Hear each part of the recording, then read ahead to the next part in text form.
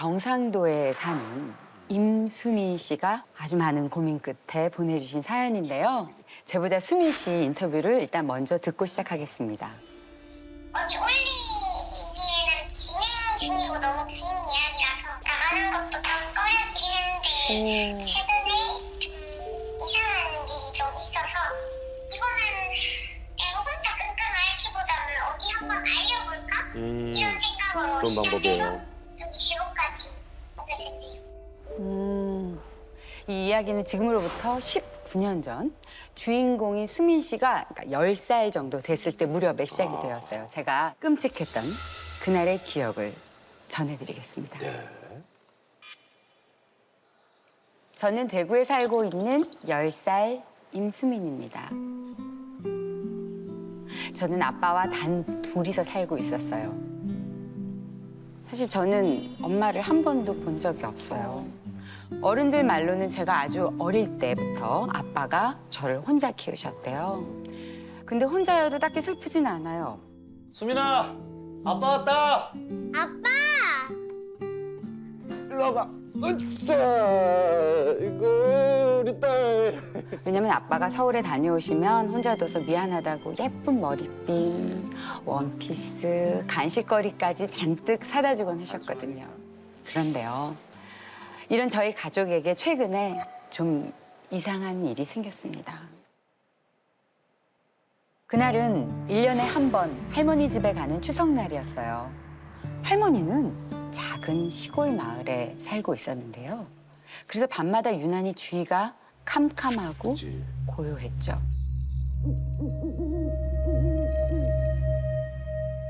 그럴 때 제일 무서운 게 뭔지 아세요? 화장실 가는 거. 네. 맞아, 화장실이 너무 밖에 있어서 밤만 되면 할머니 손을 꼭 잡고 화장실을 다녀오곤 했어요. 그날도 화장실을 갔다가 할머니를 따라서 후다닥 방으로 들어가려는데 이게 무슨 냄새야? 아이고 내 정신 좀 봐라. 찌개 올려놓고. 그 순간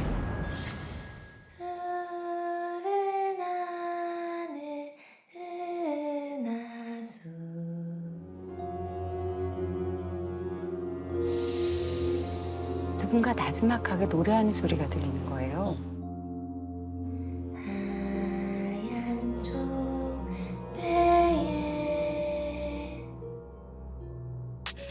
그래서 주위를 둘러봤더니 창고에 문이 열려 있더라고요. 이상하다.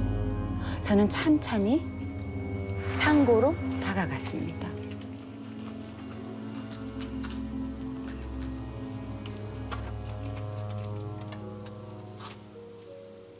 그런데 거기에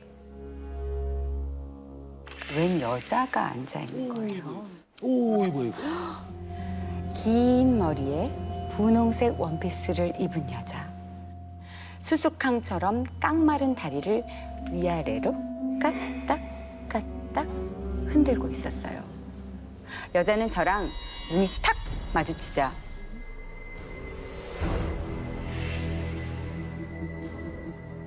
손을 올려 보이더라고요. 꼭 인사하는 것처럼요. 이웃 사람인가? 왠지 낯익은 모습에 안녕하세요. 그 여자가 웃어 보이는 거예요. 근데 그 순간 여자의 고개가 팍!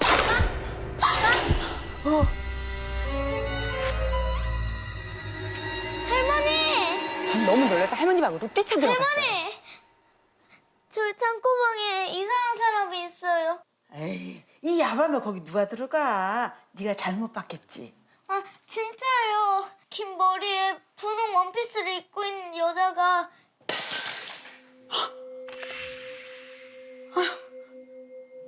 아, 뭔가 있나 보다. 집에 뭐가 있나 봐. 나봐. 사연이 있나 봐. 갑자기 제 손을 잡고 덜덜 떠시더니 어깨를 붙잡고 이렇게 당부하셨어요. 너 오늘 할머니 방에서 같이 자자. 지금 이 순간부터 방에서 절대로 나오면 안 돼. 알았지? 그리고 언제 잠이 들었는지 모르겠어요. 수민아, 수민아. 스며시 눈을 감았다가 살짝 눈을 떴는데요. 아빠가 계셨죠. 그 옆에는 처음 보는 스님이었어요. 그것이 다시 돌아올 것입니다. 하나는 항상 지갑에 넣고 다니십시오. 그리고 두 분 속옷에 주머니를 만들어 각각 하나씩 넣고 다니다 한 달 후 꺼내어 속옷과 함께 태우셔야 합니다. 단 이 봉투는 절대 열어보시면 안 됩니다.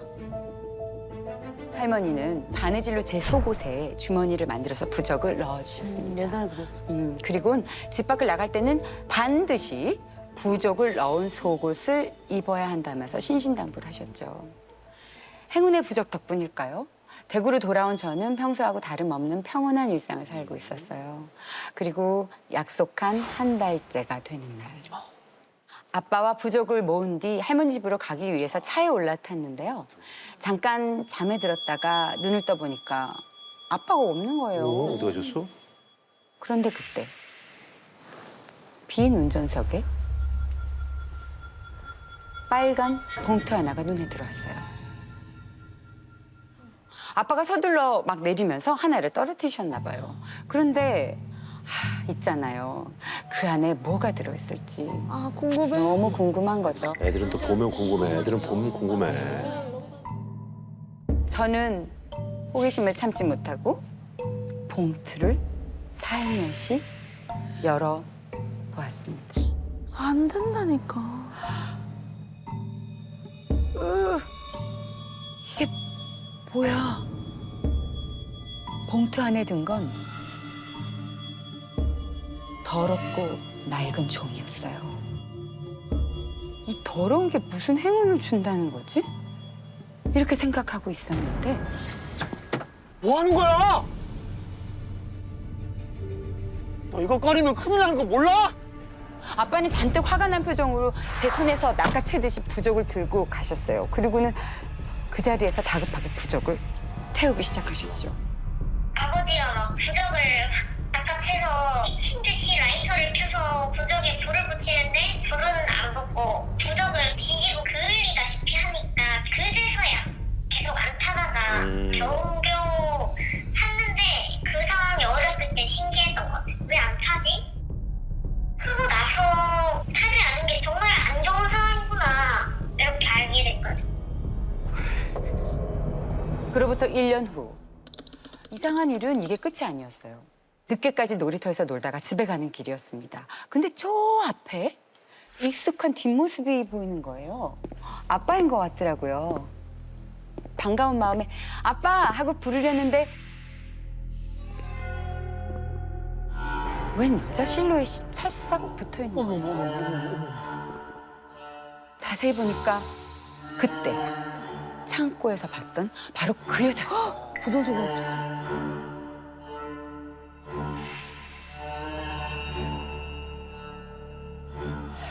저는 이 생각밖에 안 들었어요. 아빠에게서 저 여자를 떼어놔야겠다.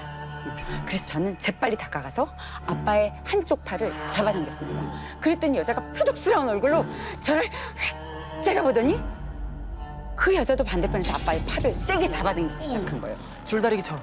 그런데 어린 제가 감당하기엔 그 여자의 힘이 너무 센 거예요. 오.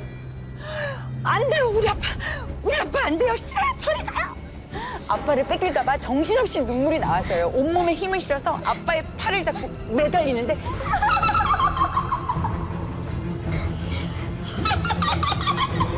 순간 눈이 번쩍 뜨였습니다. 눈을 뜬 곳은 제 방 침대였어요. 꿈이야? 근데 꿈이라기에는 너무 끔찍할 정도로 생생한 느낌이었어요. 그런데 더 끔찍한 건 이후 그 꿈이 매일같이 반복이 되었다는 거예요. 꿈은 항상 똑같았어요. 아빠를 가운데 두고 그 여자와 기괴한 줄다리기를 해야 했죠. 근데 꿈이 계속될수록 여자가 잡아당기는 힘이 버거울 정도로 세지는 거예요. 그날도 아빠의 팔을 잡아당기고 막 안간힘을 쓰고 있는데 그 힘이 어찌나 센지 까딱하면 저까지 끌려갈 것만 같은 거예요. 그래서 정신없이 소리쳤어요. 나중에 오세요. 나 아직 어려서 아빠 필요하니까 아빠가 좋으면 나 다 크고 그때 오세요. 그 순간 여자가 팔을 당기는 걸 뚝 멈추더니 저를 물끄러미 쳐다보더라고요. 그리고선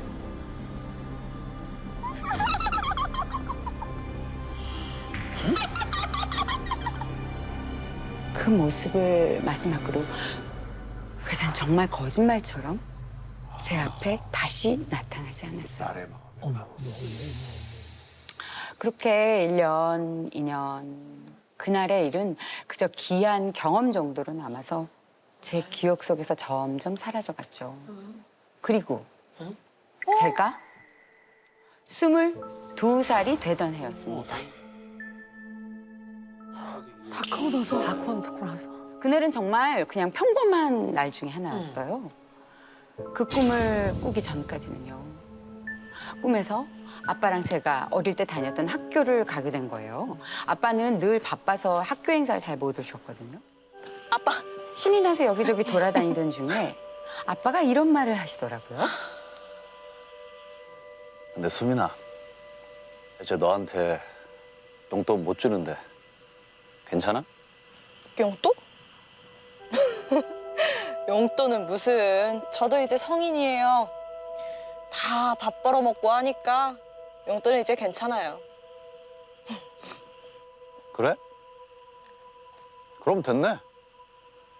내가 이제 더 해줄 게 없네. 아빠는 저를 보면서 기특하다는 듯이 웃어 보이셨습니다. 이 느낌이 이상한데. 아빠는 저를 분위기 안 좋다. 그런데 그때 아빠의 어깨 너머로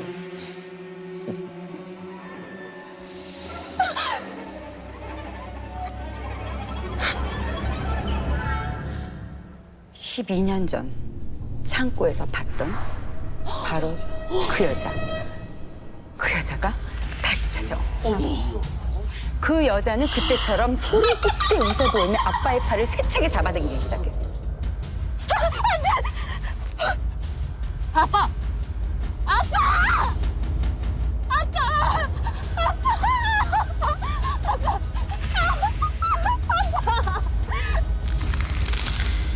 그런데 그때 제가 잡고 있던 아빠의 팔이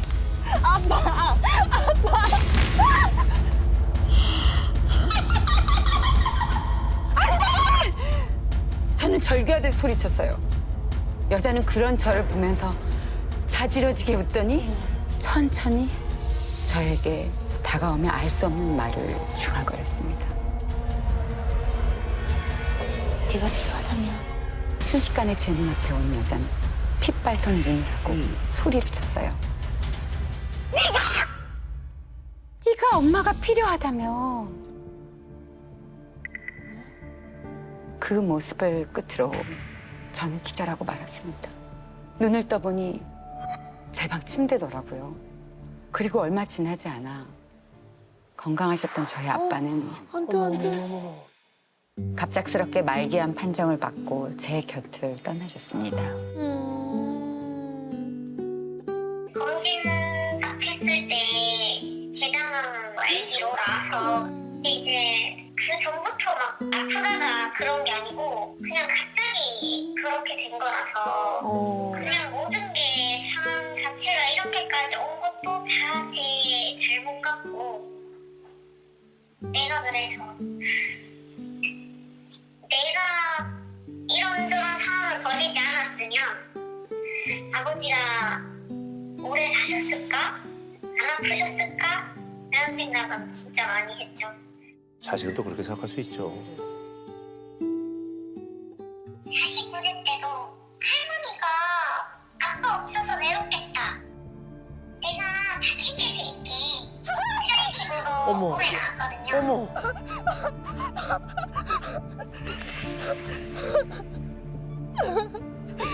꿈 꾸고 나서 할머니가 내 혹이 있다는 판정을 받았는데 뭐야.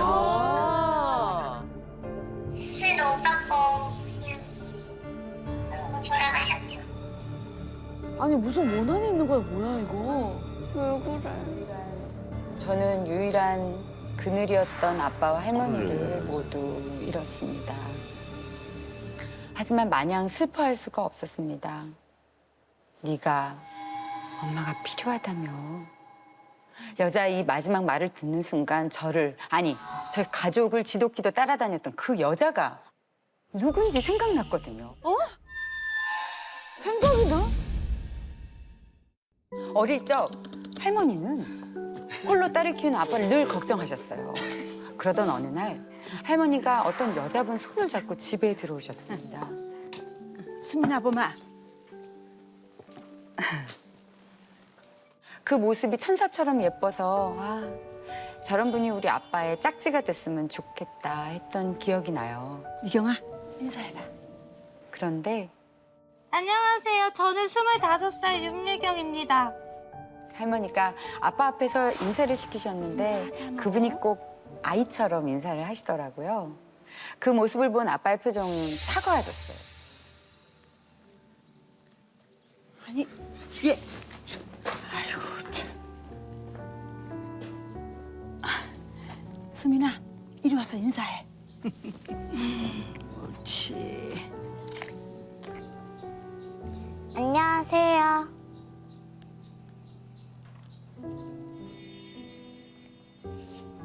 저는 아줌마가 우리 엄마가 됐으면 좋겠어요. 아이고 이뻐라. 그거는 정말 내 또래 친구처럼 역할놀이도 잘 해주고 세상에 이런 다정한 엄마가 있으면은 난 얼마나 좋을까 이런 생각을 해서 같이 놀자고 계속 제가 오히려 계속 따라다녔거든요. 하지만 그때부터 아빠는 할머니에게 자주 화를 내셨습니다. 아 싫다고 했잖아요. 싫다고. 그날은 아빠와 할머니가 정말 크게 한바탕 싸움을 한 날이었어요. 뭔 소리 하는 거야 진짜 엄마? 수민이도 좋아하잖아 이놈아. 왜 시키지도 않으려고 그래? 아니 이놈 자식이냐. 얘.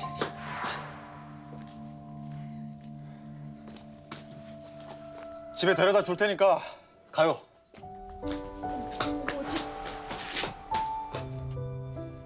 그 이후로 저는 더 이상 그분을 보지 못했어요.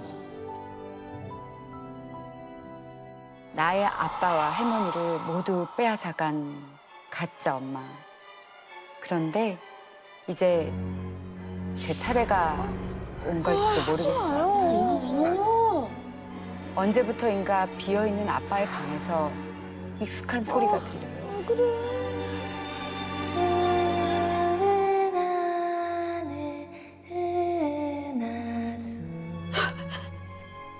푸른 하늘 푸른 하수 하얀 쫄배에 가짜 엄마가 이제 딸을 찾고 있는 걸까요? 그렇다면 전 어떻게 해야 하는 걸까요?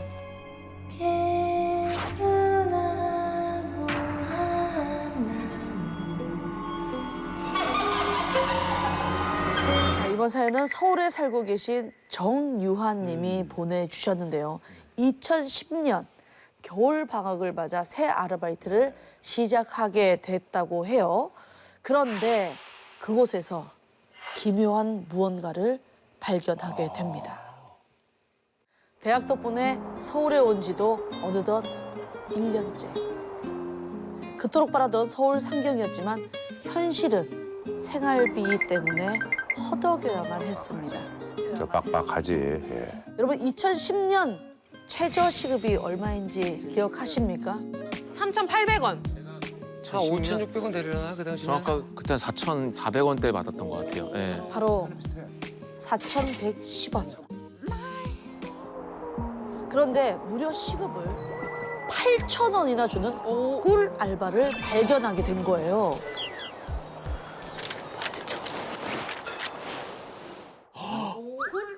야, 그러면 그곳은 홍대에 있는 3층짜리 개인 카페였습니다. 오후 5시부터 10시까지 일할 마감조를 구하고 있었는데요. 안녕하세요. 아, 유아 씨 맞으시죠? 네. 아, 추운데 어서 와요. 뭐 따뜻한 커피나 차 중에 어떤 거 좋아하세요? 그럼 커피. 면접 때 뵌 사장님은 너무나도 친절했어요. 게다가 카페가 골목에 있어서 사람도 그리 많지 않았고 누구나 부러워할 최적의 조건이었죠. 그러네. 돈도 많이 주고. 딱 한 가지만 빼고요. 응? 저는 아직도 그곳을 처음 봤을 때의 충격을 잊지 못합니다. 사장님의 인수인계를 받으며 3층으로 올라가는데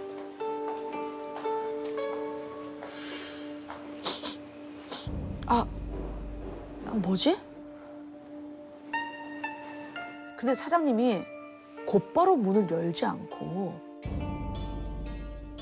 잠깐 머뭇거리시는 거예요. 이 자식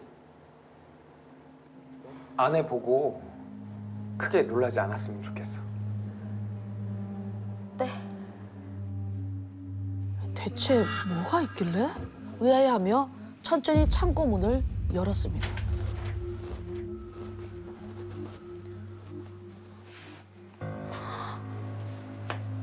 사장님, 이게 다 뭐예요? 창고 한가운데 재단이 차려져 있는 거예요. 아, 그냥 장사 잘 되게 해달라고 차려둔 거야. 또 그런 걸 또 모시는 분인가 보네.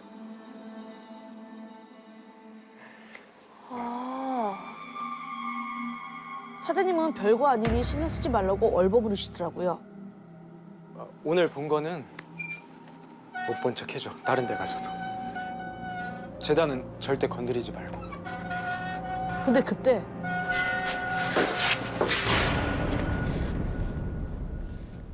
아, 그리고 창고에 들어올 때 꼭 문을 열어둬.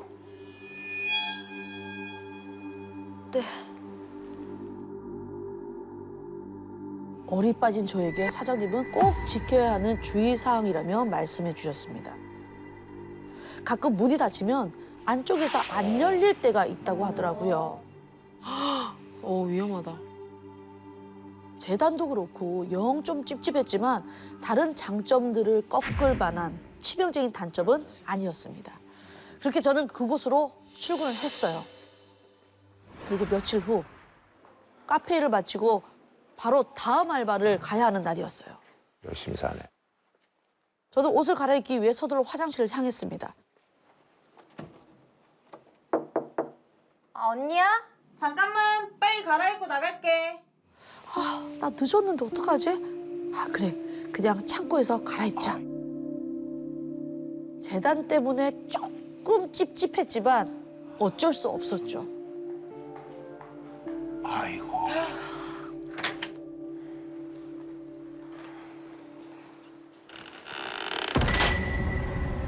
문 닫아놨는데.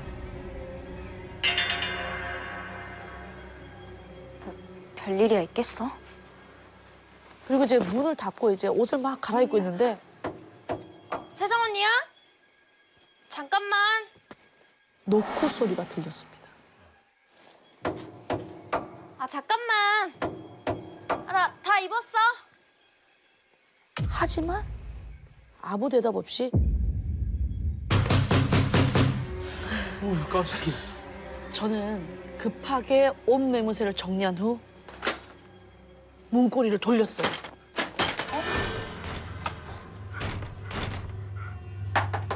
언니, 문이 안 열려. 문 잠겼나 봐. 그런데 그때였어요.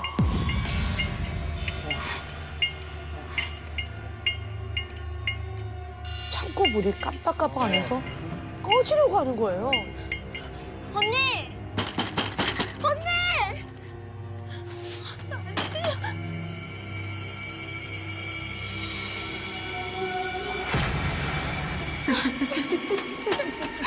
싸늘한 기운이 느껴지더니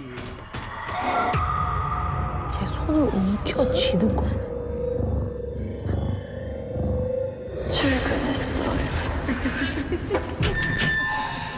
그 순간 거짓말처럼 스르르 창고 문이 열렸습니다.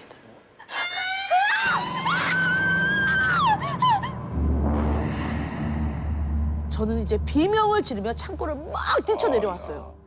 그런데 누군가의 시선이 느껴지는 거예요. 고개를 드니 2층 계단에서 사장님이 절 지켜보고 계시는 겁니다. 지켜봐. 아 유아 씨, 아니 거기서 뭐해? 저는 더듬더듬 창고에서 어떤 여자 목소리를 들었다고 말씀을 드렸어요. 이런 무슨 말 같지도 않은 얘기를 하고 앉았어. 잘못 들었겠지? 이상한 낌새가 지워지지 않던 저는 다음 날 알바생들에게 어제 겪은 일들을 얘기를 해줬습니다. 아니 언닌 재단에 대해서 뭐 들은 거 없어? 근데 사장님이 그런 얘기 하는 거 좀 싫어하시니까. 모두가 우물쭈물하는 그때 제일 오래된 알바생 지연 씨가 조심스럽게 입을 열었어요. 아, 뭔걸 알고 있네. 그 소리 여기서 알바했던 사람들은 아마 다 들었을 거야. 네? 알고 보니 그 목소리를 들은 알바생이 출근했어요. 여러 명이 있었던 거예요. 여러 명이야? 그런 일이 이제 반복되자 사장님이 부랴부랴 재단을 설치를 했대요. 아, 그 일 이후로.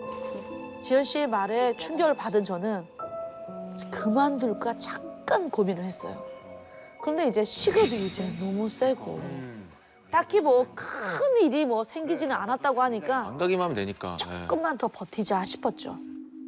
알바 시작한 지 한 달쯤 되던 때였어요. 미안해. 설거지는 내가 다 해놨으니까 다른 것만 좀 부탁해. 가. 세정 언니가 급한 일이 생겨서 일찍 퇴근하고 혼자 마감을 하게 된 거예요. 카페에 홀로 있는 게 사실 좀 너무 무서웠지만 마음을 좀 단단히 먹었죠. 그리고 매장을 이렇게 둘러보는데 쇼케이스가 비어 있는 거예요. 저는 하는 수 없이 재고를 가지러 3층으로 향했습니다. 가기 싫은 창고에 또. 제가 찾는 음료는 창고 제일 윗칸에 딱 하나가 남아있더라고요. 쎄. 혹시 바람에 문이 닫힐세라 의자로 단단히 고정을 해놓고 안으로 들어갔습니다. 그리고 번쩍 들어 올리는데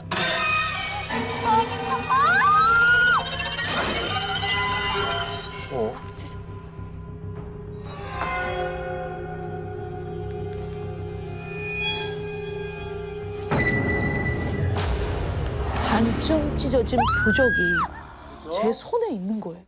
부적? 거기저기 붙어 있었나 보다. 불길한 마음에 저는 곧장 창고를 빠져나왔습니다. 근데 그때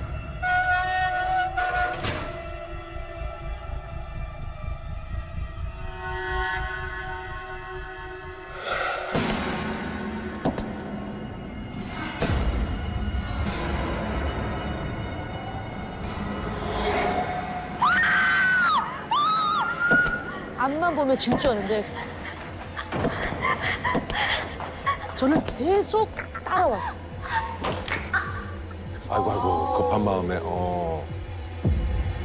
쩔뚝 입구로 향하는데 여자가 테이블에 앉아 있는 거예요. 누구세요? 그 여자는 뒤돌아보지 않았어요. 그런데 그녀를 자세히 보다가 한 가지 사실을 깨달았습니다. 우리 카페 유니폼을 입고 있다는 것을. 오, 뭐 알바생이었는데 옛날에. 아, 온다. 저기요. 누구세요? 그 순간 출근했어요.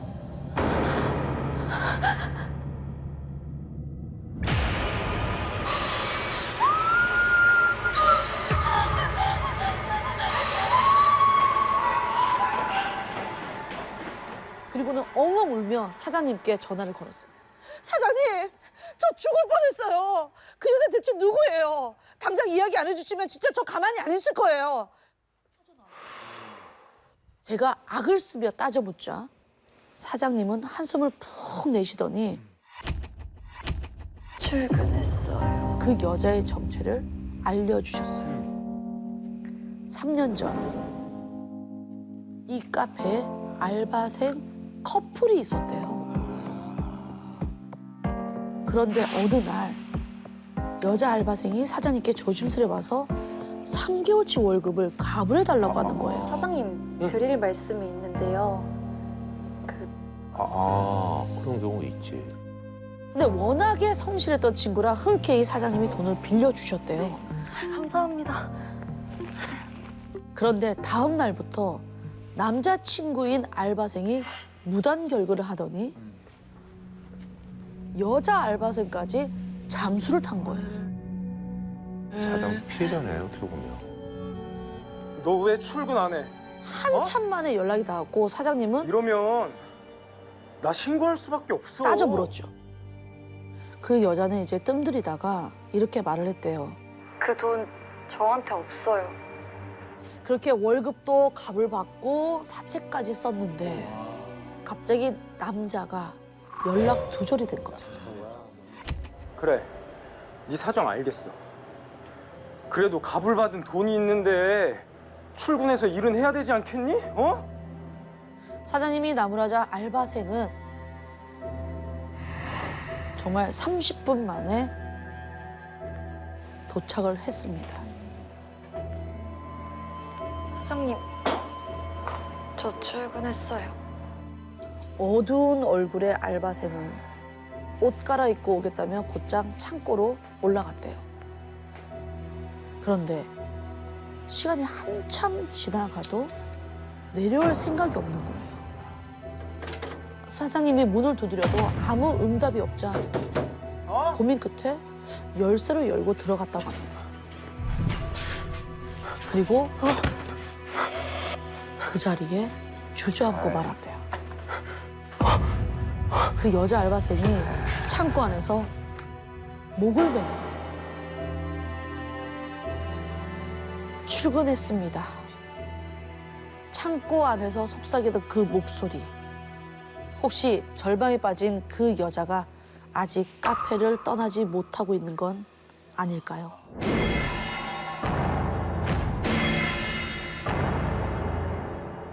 충남에서 이정우 씨가 보내주신 사연입니다.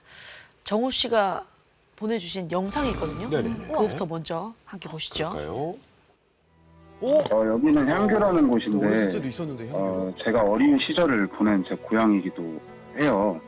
할머니 할아버지가 와. 이곳에 관리를 하셔서 봄이랑 가을에 공자님과 같은 유학자들에게 제사를 올리곤 했어요. 집안이 또 이해를 하는 8살 분들이군요. 때쯤 그 제사를 앞두고서 좀 굉장히 기이한 일을 겪은 적이 있어서 심야괴담에 제보를 하게 됐습니다. 때는 정우 씨가 8살이던 2001년 가을. 어김없이 돌아온 제사를 앞두고 정우 씨의 할아버지와 할머니는 매우 분주했습니다. 건물 구석구석 쓸고 닦아야지요. 마당에 풀도 베야지요. 어린 정우 씨는 창고에 쪼그려 앉아서 고사리 같은 손으로 그릇을 닦으면서 할머니를 도왔습니다. 그릇을 다 닦고 나니까 저녁 먹을 시간이 됐더라고요. 정우야, 할아버지 진지 잡수시라 말씀드려. 그러면서 할머니는 창고 문을 자물쇠로 단단히 잠그고선 집으로 향하셨고요. 정우 씨는 할아버지가 일하고 있는 정각으로 뛰어갔습니다. 할아버지, 진지 잡수시래요. 예, 그래요. 저기 이것만 정리하면 되니까 먼저 들어가. 할아버지 말에 정우 씨가 왔던 길을 돌아 집으로 향하려는데 저 멀리 하얀 옷을 입은 누군가가 건물로 쓱 들어가는 거예요. 보니까 그가 들어간 곳은 그 창고. 자물쇠로. 분명히 자물쇠로 단단히 잠가뒀는데 창고 문이 활짝 열려 있는 거죠. 정우 씨는 깜짝 놀라서 창고 쪽으로 후다닥 뛰어갔어요. 창고 앞에 다다른 정우 씨는 먼저 이 사람이 뭐 하고 있나? 창고 안을 몰래 들여다봤습니다. 그랬더니 그 어둠 사이로 위아래 허연 저고리와 치마에 머리는 잔뜩 헝클어진 여자가 등을 돌리고 웅크린 채 앉아 있는 거예요. 그리고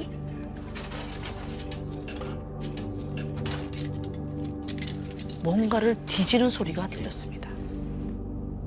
그런데 그 여자가 고개를 쓱 들더니 갑자기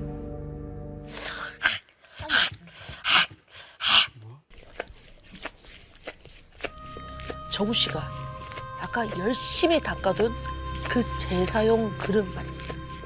정신없이 핥아대는 거예요. 당황한 정우 씨가 자기도 모르게 짧은 탄식을 내뱉었죠. 빠르게 핥던 여자가 갑자기 움직임을 딱 멈췄어요.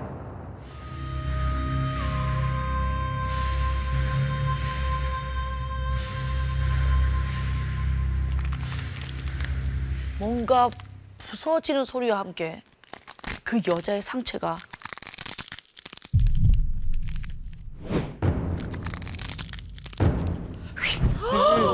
뒤로 제쳐지는 거예요. 순간 거꾸로 뒤집힌 여자 얼굴과 딱 마주친 정우 씨는 그대로 얼어붙고 말았어요.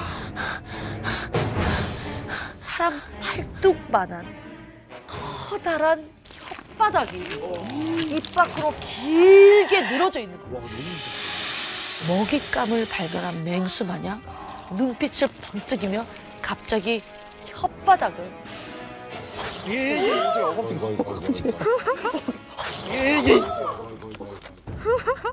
입안으로 휘감더니 먹을 거다 먹을 거 먹을 거다 먹을 거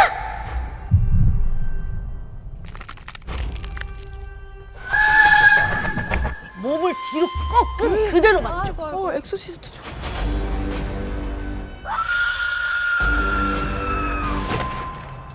정우 씨가 몸을 일으켜 도망가려고 했어요. 그런데 이놈의 두 다리가 고장이 났는지 도무지 힘이 들어가지 않는 겁니다. 갑자기 오른쪽 발목에 느껴진 여자의 손.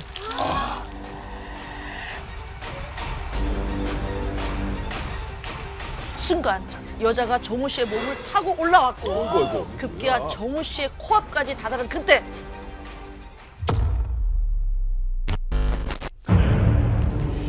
그 팔뚝만한 혓바닥에서 정우 씨 얼굴 위로 힘이 뚝뚝 떨어지는 거예요. 정우 씨는 그냥 이대로 죽는구나 하고 눈을 콕 감아버렸습니다. 그런데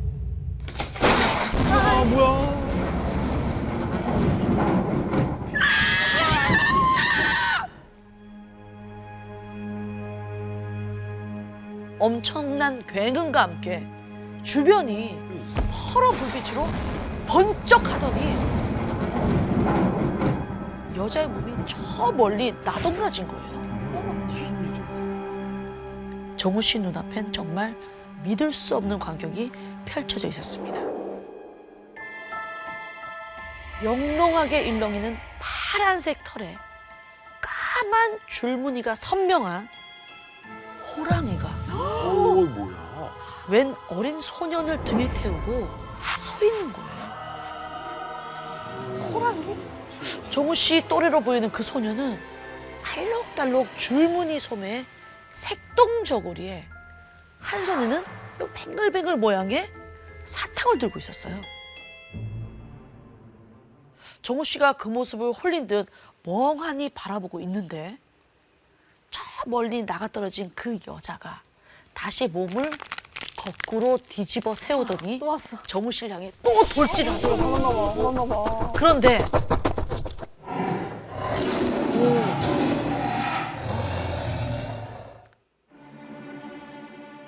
호랑이가 주둥이를 쫙 벌려서는 그 여자를 한 입에 꿀꺽 삼켜버린 거예요. 그 어마어마한 광경에 정우 씨는 바지가랑이를 적셔버리고 말았습니다. 아, 이제 호랑이가 이제 날 잡아먹는 거 아닐까? 바들바들 이렇게 떨고 있는데 성, 많이 놀랐지? 이제 괜찮여. 뭐야? 호랑이 등에 있던 소년이 땅 위로 휙 내려와 정우 씨의 어깨를 정말 다정하게 토닥여 주는 겁니다. 그러자 호랑이도 성큼성큼 다가오더니 정우 씨의 몸을 구석구석 핥아주기 시작했어요. 그런데 소년이 갑자기 이런 말을 하는 거예요. 성, 이제 괜찮으니까 아빠한테 얼른 홍살문 고치라고요. 홍살문? 알겠지? 홍살문? 그리고 아빠? 대체 누굴 얘기하는 거지? 정우 씨는 그 말이 도통 무슨 뜻인지 알 수가 없었습니다. 너는 누구야? 그러자 소녀는 아무 말 없이 방긋 웃더니 다시 호랑이 등에 펄짝 올라타서는 그 주변으로 파란 빛이 감돌더니 그대로 사라져버렸죠. 불현듯 정신을 차리고 보니 정우 씨는 창고 앞마당이 아니라 병원 침대에 누워 있었어요. 꿈인가? 내가 왜 여기 누워 있지? 정우 씨가 두 눈을 멀뚱거리고 있는데 갑자기 얼굴 사방이 따끔따끔거리는 거예요. 따갑다 못해 얼굴을 그냥 빡빡 그냥 긁어내고 싶을 정도로 참을 수 없는 가려움이 몰려오는 거죠. 그제야 정우 씨가 눈 뜬 걸 알아차린 할머니가 정우 씨를 꼭 끌어안으며 울기 시작했습니다. 놀랬나 보다. 이게 알고 보니까 일을 마친 할아버지가 이제 집으로 가다가 창고 앞에 쓰러진 정우 씨를 발견한 거예요. 근데 온몸이 막 불덩이고 얼굴이 빨간 반점들이 막 올라와 있는 거예요. 그래서 이제 병을 데려갔더니 의사 진찰 결과 정우 씨의 병명은 수두. 수도 많이 돌았죠 옛날에. 거기다가 고열까지 겹쳐. 정우 씨는 이틀 동안이나 의식 없이 병원에서 사경을 헤매고 있었던 겁니다.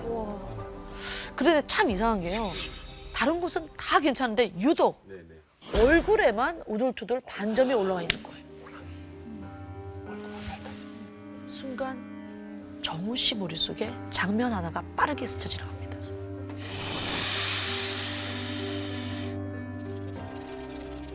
성. 너무너무 이제 기억들이 이제 떠올리는 정우 씨에게 할머니가 털어놓은 이야기는 더욱더 놀라웠습니다. 뭐가 있나? 약 20여 년 전 할머니 할아버지에겐 정우 씨처럼 딱 8살이던 아들 하나가 더 있었어요. 삼촌이네. 특히 형인 정우 씨의 아버지를 너무 좋아해서 성 그러면서 어디든 찰싹 붙어 다녔다는 거예요. 그런데 어느 날 갑자기 온몸에 붉은 반점들이 올라오고 막 불덩이처럼 몸이 펄펄 끓더니 결국 어린 나이에 안타깝게 숨을 거두고 말았습니다. 어려운 형편 탓에 병원 한 번 못 데려간 게 한이 된 아이였는데 정우 씨를 구한 소년이 아무래도 그 아이 같다는 거죠. 정우 네가 너희 아버지랑 꼭 붕어빵 마냥 닮아갖고 애가 너 보고 성 그랬나벼. 20년이 흘렀지만 정우 씨는 힘들 때마다 그날의 기억을 떠올린다고 해요. 죽음의 문턱에서 자신을 구해준 호랑이와 소년에게 감사해하면서 말이죠. 성. 20살 때 한 패밀리 레스토랑에서 아르바이트를 하면서 훨씬 더 섬뜩하고 오싹한 경험을 했다고 합니다. 같은 장소는 아니고. 같은 장소 아니죠. 네. 지금부터 제가 이야기를 들려드리겠습니다. 제가 일했던 패밀리 레스토랑은 그 동네에 딱 하나밖에 없어서 나름 장사가 잘 됐던 곳이었어요. 명소구나, 명소. 알바생들은 카운터에서 손님을 안내하고 결제해주는 호스트, 서빙하고 테이블을 정리하는 홀, 음료와 포장 담당을 하는 키친으로 나뉘었었는데요. 그중에서 저는 호스트 일을 맡게 됐습니다. 새로운 친구야? 잘 가르쳐줘. 네. 안녕하세요. 김보영이라고 합니다. 그래, 안녕. 원래 1년은 이래야 호스트 주는데 정정이 너 좀 마음에 들었나 보다? 아, 그래요? 전 잘 몰라서. 잘 부탁드립니다. 아, 경계하네. 텃세가 있어, 텃세. 텃세. 알고 보니 호스트는 레스토랑의 얼굴이라서 더 신경 써서 뽑는다고 하더라고요. 그렇게 일을 시작했는데 예상치 못한 난관이 있었습니다. 어서오세요. 몇 분이세요? 손님 2분 들어가십니다. 테이블 안내하는 김에 서빙도 좀 해. 왜 바쁜 거 안 보여? 원래 안 그러는데. 수진 언니가 자꾸만 저한테 다른 파트 일까지 떠넘기는 거예요. 왜 나한테만 그러지? 네. 짜증이 났지만 일 배운다 생각하고 참았죠. 실례하겠습니다. 맛있게 드세요. 감사합니다. 오, 보영 서빙까지. 내가 진짜 잘 뽑았어. 아니에요. 점장님이 절 좀 많이 칭찬해 주셨거든요. 그때마다 수진 언니는 그 뒤에서 절 가만히 노려보곤 했었습니다. 이거 질투다. 어. 그러던 어느 날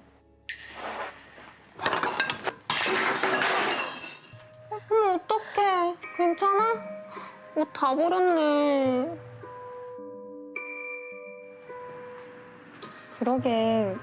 잘 보고 다녔어야지. 아, 일부러 이랬나 봐. 일부러 그랬나 봐, 진짜.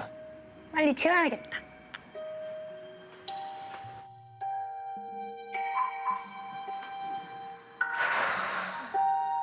순간 열이 확 뻗쳤지만 참자 생각하며 탈의실로 갔죠. 다행히 여분의 유니폼이 있더라고요.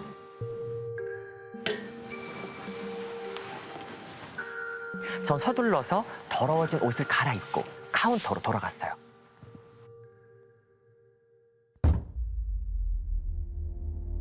어디선가 바닥을 쿵쿵 내려치는 듯한 소리가 들리기 시작했어요. 뭐야 이거? 어디서 공사하나 싶어서 밖을 내다봤지만 아무 일도 없더라고요. 잘못 들었나 하면서 카운터로 돌아왔는데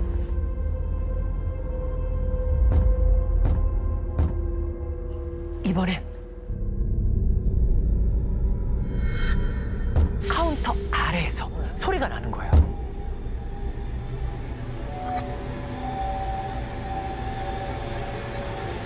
아무것도 없었습니다.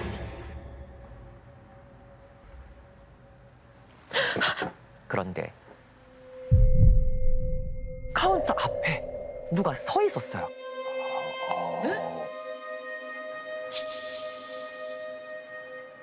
저 셔츠 우리 유니폼하고 비슷한데?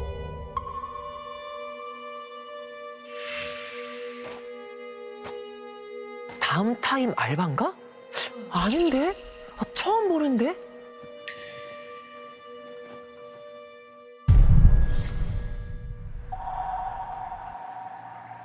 그때 야! 피! 아니 이게 왜 피야? 홀팀 언니의 비명을 듣고 아래를 내려다본 저는 깜짝 놀랐습니다. 방금 갈아입은 새 유니폼에 시뻘건 핏자국이 선명하게 물들어 있었거든요. 야, 칠칠맞게 이게 뭐야? 순간 언니가 그랬나 하는 생각이 들었어요. 하지만 증거는 없었죠. 그런데 이상한 일은 여기서 끝이 아니었습니다. 일을 마친 후 세탁하려고 유니폼을 챙겼는데 뭐지? 핏자국이 묻었던 여분의 유니폼은 아무 일 없던 것처럼 너무 깨끗한 거예요. 이게 어떻게 된 거지?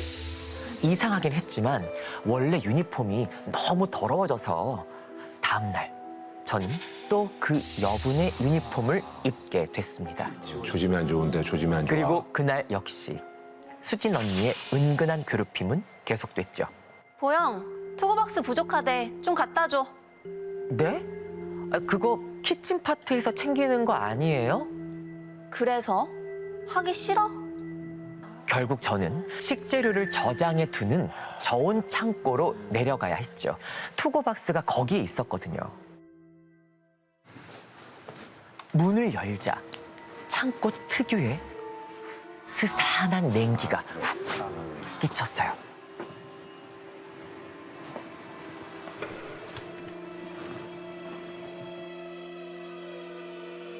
그때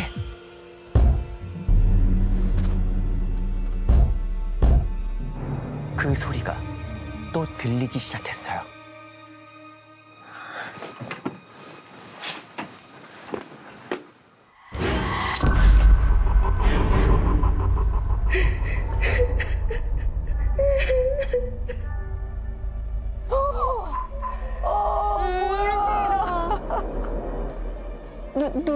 누구세요?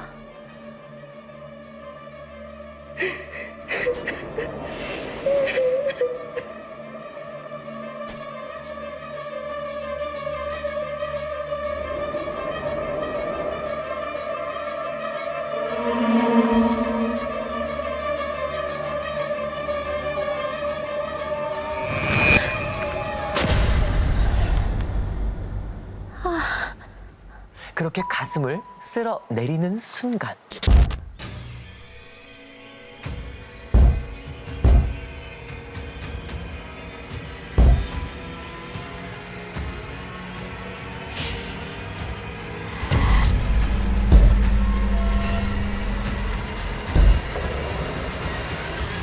와, 뭐야?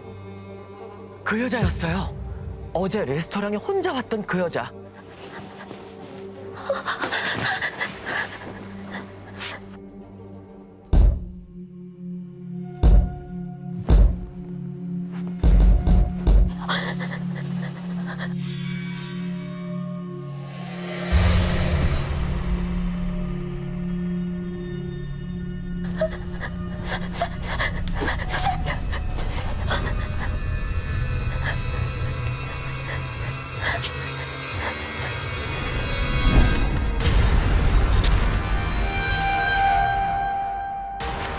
그 여자의 깨진 이마에서 흐르는 피가 뚝뚝 떨어졌죠. 와, 뭐야? 아, 머리 박는 소리.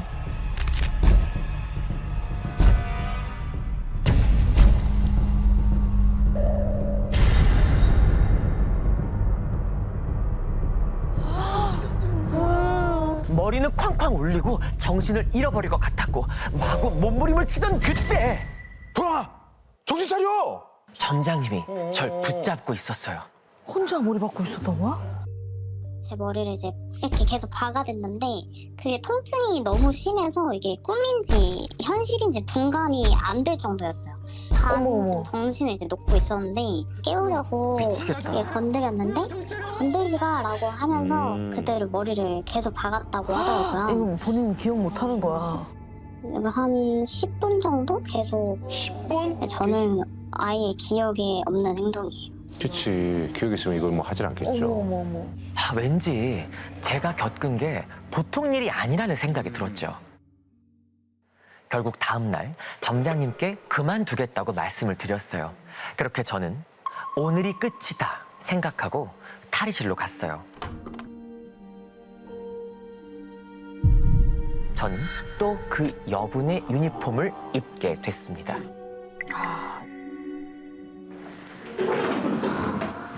아, 짜증나. 잘 됐다. 보영아, 나랑 옷 좀 바꾸자. 네? 그럼 저는요? 입고 말리든지. 그러면서 언니는 유니폼을 확 빼앗아갔어요. 아, 왜 이렇게 못됐냐. 수진 언니는 마지막 날까지도 한결같았죠. 보영, 5번 테이블에 콜라 리필. 네.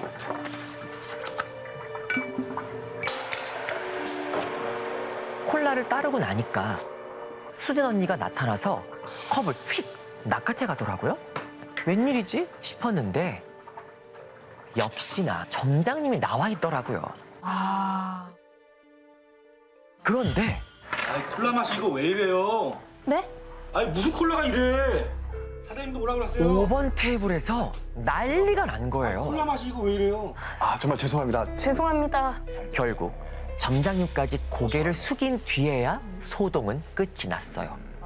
그리고 전 수진 언니에게 저온 창고로 불려갔죠. 언니가 이것 좀 보라면서 문제의 컵을 들이댔어요. 컵 안에서 피비린내가 진하게 올라오는 거예요. 게다가 안쪽엔 불그스름한 자국까지 찍혀 있었어요. 어떻게 된 거지? 나 엿먹이니까 좋냐? 속 시원해? 그런 거 아니에요. 야, 내가 처음 봤을 때부터 알아봤어. 하지 마세요.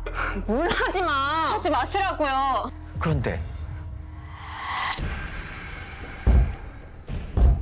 익숙한 소리가 들려왔습니다. 지금 이 소리 안 들리세요? 야, 말 돌리지 마. 그때 수진 언니의 뒤에 있던 플라스틱 커튼이 흔들흔들 움직였어요.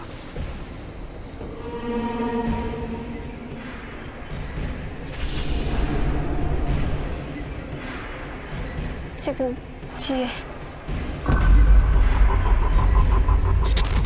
언니 뒤에.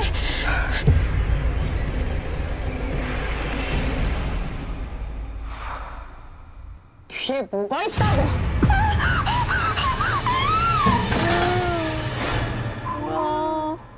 저는 비명을 지르며 홀로 달려갔어요. 그 소리에 놀란 점장님과 다른 알바생들이 서둘러 창고로 내려갔죠.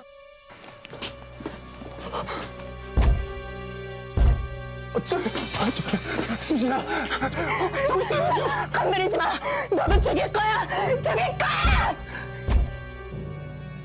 그날 이후 전 일을 그만뒀습니다. 거기서의 일은 그렇게 기억 속에 묻히는 듯 했어요.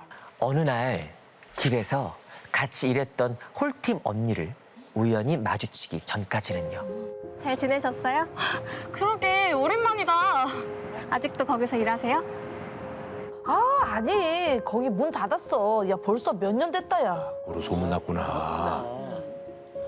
혹시 수진 언니는 그 뒤로 소식 들으셨어요? 글쎄, 얼굴을 다쳐서 난리였었는데. 지금도 가끔 생각해요. 그 여자가 왜 저한테 나타났는지. 혹시 제가 우연히 입었던 그 여분의 유니폼이 그 여자의 옷이었던 건 아닐까요? 그렇다면 마지막으로 그 유니폼을 입었던 수진 언니는 너도 죽일 거야. 죽일 거야. 지금 무사할까요?